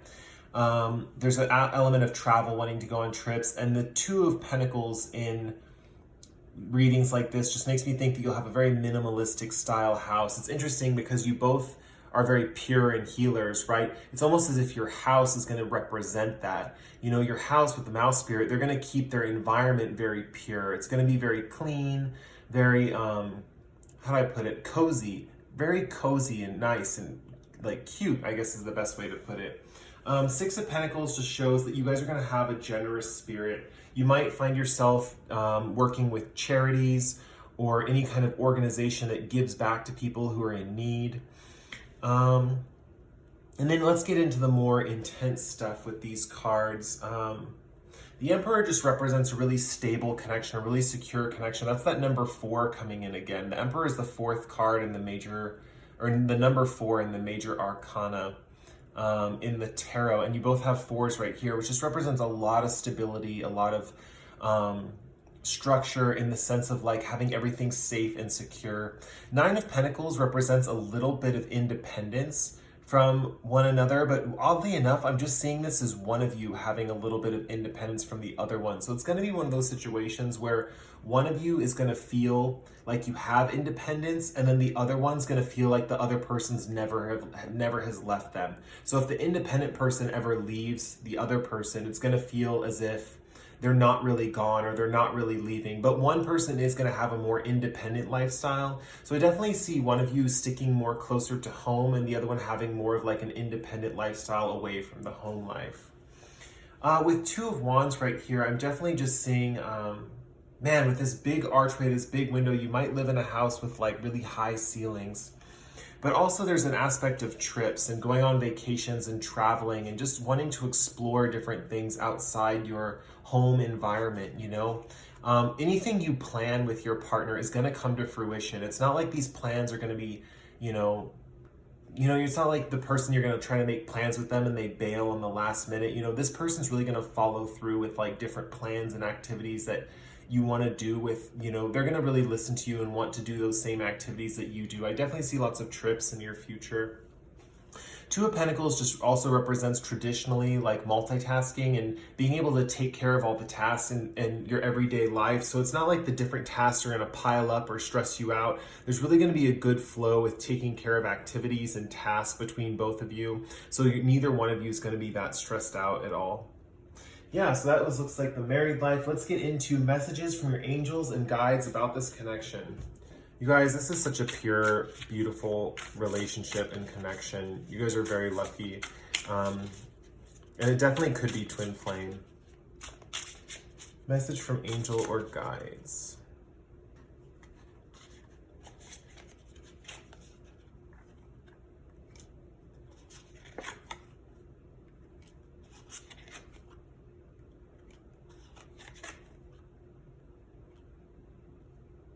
Wow.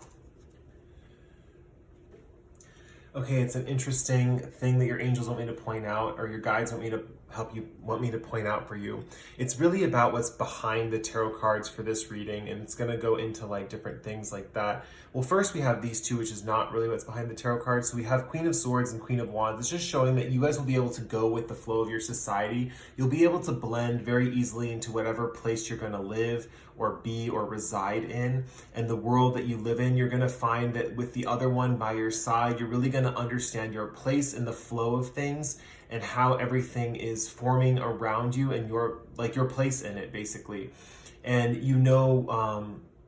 the trends of the time, basically. What's going on in your environment, the trends of the time, and how to flow and make that work to your advantage. But at the same time, with Queen of Wands, we see that you also have your individuality intact. And we also see with the other reading that I mentioned before is that some of the more romantic sides of yourself, romantic aspects of yourself might be quite individual, What we also see here is these 2 little foxes in this den under the tree. I don't know if you guys can see that. Those 2 little foxes in this den under the tree and this woman playing a harp with this music. I definitely see that there's this aspect that music might be very important to both of you. And also the fact that both of you can just look and watch a great performer perform. I mean, it's almost as if you guys can sit side by side and just enjoy the world together. You can walk through the world and you can enjoy the music and the situations that you hear side by side. This is definitely a relationship where there's not a lot of like direct action against or towards each other, but you're kind of sitting together and viewing the world together. 10 of Pentacles just shows too that you're going to have a legacy. Like this is not just a once in a lifetime connection, but you're going to have like a family. You're going to have and also your family or your other person's family, you're going to get along with them very well. All the families getting together on like holidays and stuff is going to be very, very harmonious. You might even set some traditions down for your children or even people that are like under you that how do I put this? That last well beyond your lifetime, right? Ten of Pentacles is longevity, about ancestors. There might be, this is also the fact that maybe not just your angels or guides or the universe is guiding this connection, but your angels or guides are telling you that your ancestors, your past people, maybe a grandfather or grandmother who's passed on, is helping to guide your connection to this person. King of Cups over here just shows that this person, it's going to be a very balanced connection, a very emotionally stable connection. There's not going to be a lot of up and downs in feelings for the most part, especially next to the Two of Pentacles and the Six of Pentacles. It's going to show that there's also a stability in the practical concerns of life. There's not going to be a lot of up and down. You don't have to worry about your security being threatened. You're going to have a lot of security. You're going to have a lot of balance in your life when it comes to financial concerns. So yeah, that was the reading for if you picked the orange agate. I really enjoyed reading for this pile because you guys are just such two pure, beautiful spirits. And it's like so lovely to see that you two will be finding each other in this lifetime. I'm really happy and looking forward to when that happens. Yeah, if you like the reading, you can like or comment below. If you really like the reading, you can subscribe to my channel. I post pick a cards like this pretty frequently. With that said, we're going to move on to the last group, group 5 with the Smokey Quartz. All right, last group. This is group 5 with the Smokey Quartz. Seeing the quartz light up in the candles. Okay, so let's see. Oh yeah, before I begin, one of these is going to be person A and one of these is going to be person B. One of them is going to be you and the other one's going to be the other person, or this is going to be you and that's going to be the other person. So no matter how you cut it, you're going to be one of these and your soulmate's going to be the other one, but it just depends on who you are, depending on who's watching this reading. So let's see, companion and detective. Okay, it's interesting. We had a similar group to this. I believe it was group 1 who also got detective as person B, but we also have companion here, and it's a little bit different than it's a different reading than the first group with person. I think it was the Tiffany stone, but yeah. So first of all, the one thing you're going to notice person A about person B when you first meet them, they're going to be very curious about you. They're going to want to know like every detail about your life. They're going to want to kind of just like figure out like what it is that makes you tick. They're going to want to figure out like where you come from, what like motivates you, all that good stuff. And then the detective person is really, person B is really going to notice about person A when they first meet them. So this is who you both are and what you want to look for when you're going to meet your person you're going to get married to.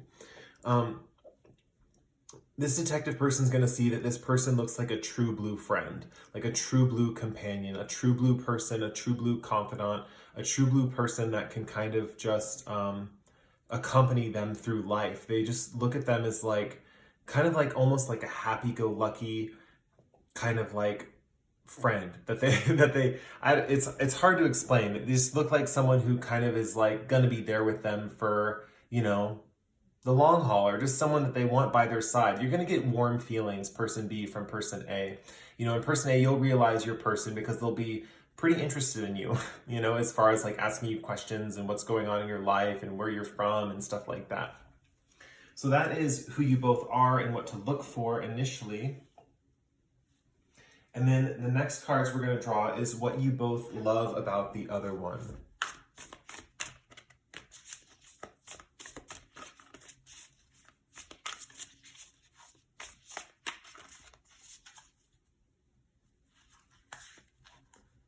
So we have companion, scarab beetle spirit, and bat spirit. Interesting. Both very mystical and magical animals. Scarab beetle spirit, it's interesting. Magic works through you. So this person literally could be a vessel for magical things. Like if, I don't know why I'm getting the feeling of like witches or, you know, I think that definitely this person is kind of like a amulet, or because this beetle's reminding me of an amulet or something that this person could carry with them that's kind of like a power tool, you know. I think it's funny I said power tool. Like, it's definitely someone who is kind of like, how do I put this? This person with magic works through you with the companion. It's like they're fueling the rebirth in the bat spirit, basically, or the person B. Person B, interestingly enough, is always kind of reinventing themselves, right? Always kind of reinventing, doing something different, doing something new. And this person really admires that about them in the long run. You know, a rebirth is assured just means that this person, the companion person, person A, is never going to be bored, because this person's always changing things up, always being reborn into something different, something new. It's almost like a phoenix. This person's like constantly reinventing themselves. And with Scarab Beetle Spirit, magic works through you. This person's like a constant battery for this person. These are definitely both very occultish animals, Bat Spirit and Scarab Beetle Spirit. So I wouldn't be surprised if both of you are into things like magic or into things that are more occult or esoteric, you know? And this Scarab Beetle Spirit just fuels this in the Bat Spirit person. Definitely. Okay, so what is the relationship mission statement? This is going to be basically what your relationship is together, what it represents. Take this one. Time to go. Okay, so I definitely see that both of you might be moving around a lot. Time to go definitely just means that, like, with this rebirth is assured, this person might not just be reborn and rebirthing themselves again and again, but they might also be the type of person who is like, time to just drop it, leave it all behind, and start over fresh in a brand new place, you know? Time to go just means that, like, we're leaving it all behind. This is very much the nomad life, you know? You're very much like, we're gonna move somewhere, and that's what we're gonna do, you know? It's almost like, and this also goes with baggage too. You know, anyone who has any past baggage, it's not going to be seen as like hindering the other person. There's definitely going to be this element of like, well, let's just go. Let's just leave it behind. Let's just drop it. Let's just fly off. You know, this bat person's very much, both animals actually can fly. You know, the scarab beetle has these little insect wings and the bat has these wings over here. So it's like each one wants to fly off and go in their own direction, or both of you go in the same direction, but you definitely want to go with the rebirth is assured. You're both like interested in travel. I definitely see travel in your lives for sure. Yeah, interesting. Let's see how you guys love each other, how both of you express love, how you love each other. Let's see.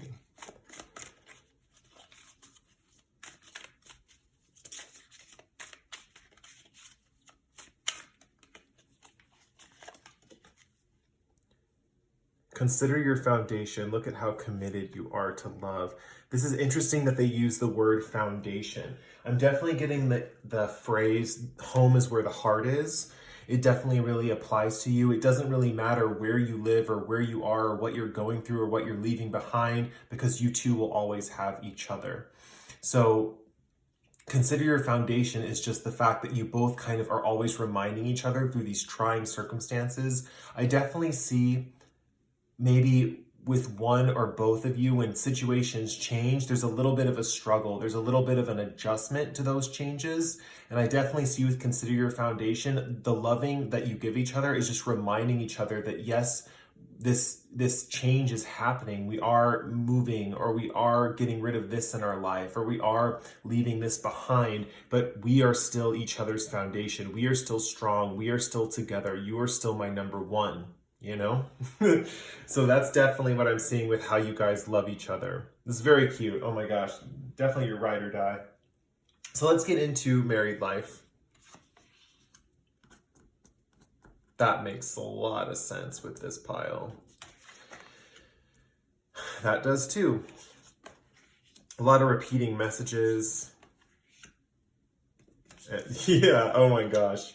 Yep, okay. This is just a lot of stuff that I've already mentioned, but I guess I'll go into it again. So with Page of Cups, what we have here is there's definitely going to be a lot of surprises in your life and in your relationship, but pleasant surprises that just confound you and like like, confound might be not the right word, surprise you and like they befuddle you, you know, but in a very pleasant way, in a very like pleasant, lovely way, you know. I definitely see that with the page here. I'm definitely getting the strong feeling that you both are very young at heart. You're both a very youthful relationship. And I definitely see with the chariot here with the travel, it makes sense with the physical travel that you will be traveling in different places and locations, and you will be pulling different opposite factors together. Like if you look at the white horse and the dark horse, when you travel and you move somewhere, it's almost as if you're going to be pulling the opposite dynamic of like where you're living at the current point and making it kind of reconcile with your actual dynamic. You know, you're always going to be reconciling the light and the shadow. With 10 of Pentacles reversed, I'm definitely seeing this as the fact that you guys might not end up having a family is coming strong. Like you might be the type of people that don't really want to have children. If you do, just disregard that message. It's just going to be for some of you. But I'm definitely seeing the fact that like this relationship kind of defies your family's expectations. So it's almost as if there's this aspect that what your family expects you to interact with this person or have your partner, you're not going to marry just kind of like willy-nilly, like what they want and just settle with that kind of like, oh, I'm just going to do with what my family wants and marry the person that, you know, my mother or father wants me to marry. You know, it's not going to be like that. You're going to go for your own person. And you do. And they're going to be really like, it's going to be really, the foundation is you guys. That's the thing. The foundation is you guys. And I'm almost saying with 10 of Pentacles, it represents generations past and present. You guys are almost like this break away from the generations of your past or the generations of your future. You're kind of an entity all unto yourself. And it's interesting. I definitely see you guys changing lives and changing the people that you interact with, because definitely with magic works through you and a rebirth is assured. This is definitely a very occult, powerful couple. Definitely someone who like gets things done through a lot of manifestation and intuition, which brings me to this. Yeah, with you guys both, your intuition powers, your intuitive powers are very heightened with both of you. And in this relationship, you're going to be letting your intuition guide a lot of your decisions in this lifetime. And when you're together, it's just showing that basically your intuition is going to be key. Think about this woman. It's when she's closing her eyes, she's actually seeing more. I don't know if you can see that her eyes are closed, but there's little eyes on the top of her eyelids. When you close your eyes, you actually see more. And think about that for this pile, for both of you. It's like, especially maybe when you guys are like together, you might even with bat spirit and stuff in the nocturnal aspect. I'm definitely seeing you guys might like darker spaces in your home. Definitely more focused on kind of like a darker atmosphere that you live in. Maybe it's you are more focused on touch rather than you're focused on like visuals in your environment. Yeah, and then with Three of Swords here, the reverse of Three of Swords, this is all about, to me, the reverse of Three of Swords is all about cord cutting. Three of Swords upright just represents painful moments from your past, things you can't get over, really sorrow and heartbreak and just almost like torment, like if you look at that girl's face. But in reverse, I'm just seeing this as the fact that you're going to help each other cut cords in each other's lives, you know? Any unfinished business that the other one has in their past, you help them let go of it. That's basically with time to let go. That's a really big factor in your relationship, is that you help each other get over those past connections that are still hurting you or still tying you down. You know, you're really good at, you guys are both really good at that for each other. Person A and person B. Okay, so now we're going to get into the last thing, messages from your angels, yeah, am I saying that right? Yeah. Angels, guides, and the universe.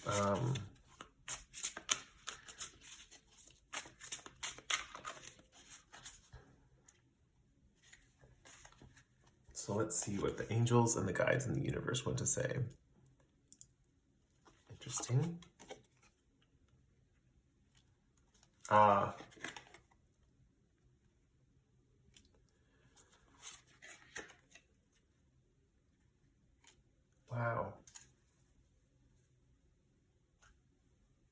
This is definitely the meat of the reading for sure. Okay, so I'm definitely seeing a few things here. So let me get started with this area in the middle and then I'll branch out to the outside. So what we have here with the Fool and the Chariot right here is you guys just go where the wind takes you. You're definitely free spirits is the best way to put it. You definitely just leap off the cliff and dive into the next new thing. And both of you are like that. I'm wondering if this could be a twin flame connection.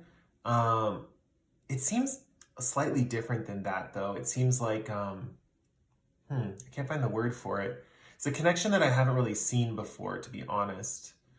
In my real life with like people I actually know and have met.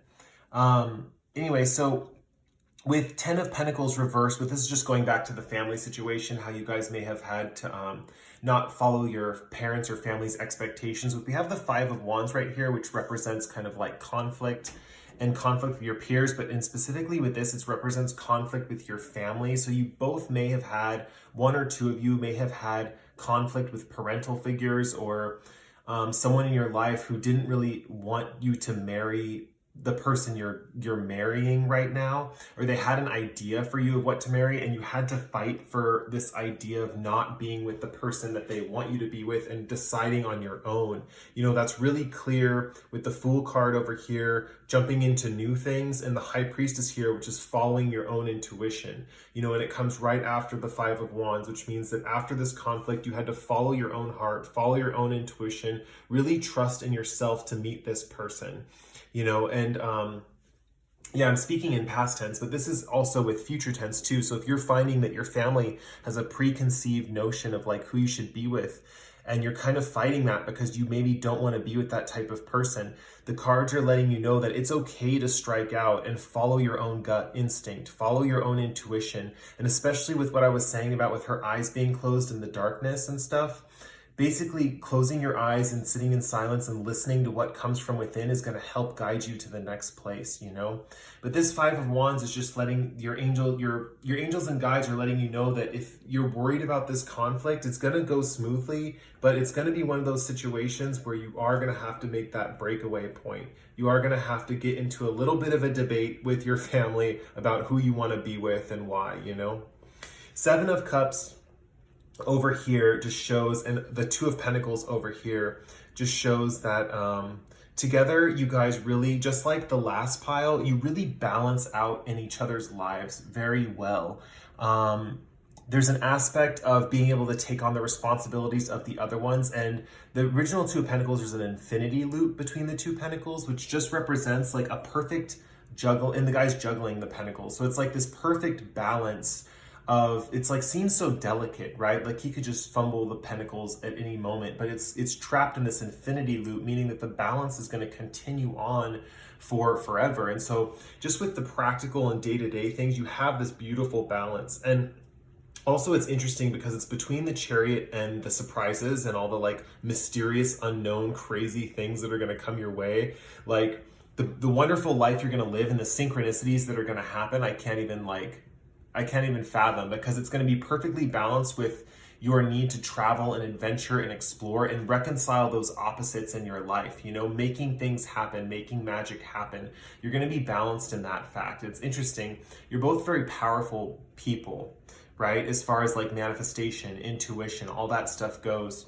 And it's interesting that with this, card is you're going to have a very good flow with all that stuff. It's going to be a nice flow of energy. This magic working through you both with Scarab Beetle right here, and the rebirth is assured. These things are going to happen so naturally and flow so effortlessly. It's going to be very smooth, almost relaxed in a way.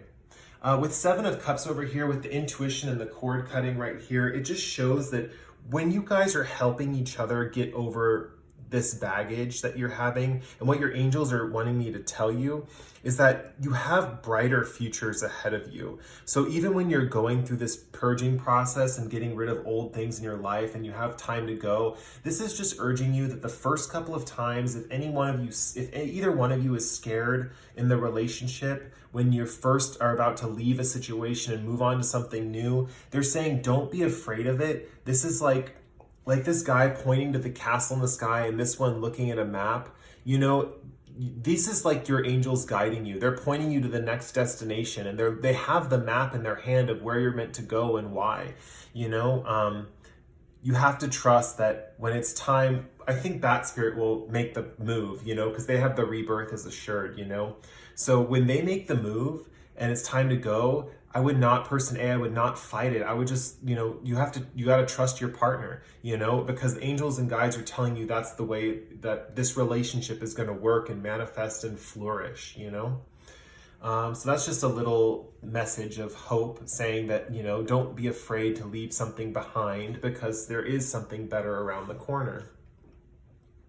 So yeah, overall, a really beautiful reading. That was a wonderful reading. I love reading for people like this, like my fellow witches and occultists. You know, it's always fun to read for you guys. Anyway, so if you like the reading, you can like or comment below. If you really like the reading, you can subscribe to my channel. I post picket cards like this pretty frequently. With that said, that was the last reading for today. I will say farewell to you all. Thank you for watching. And I will see you guys in the next video. Bye.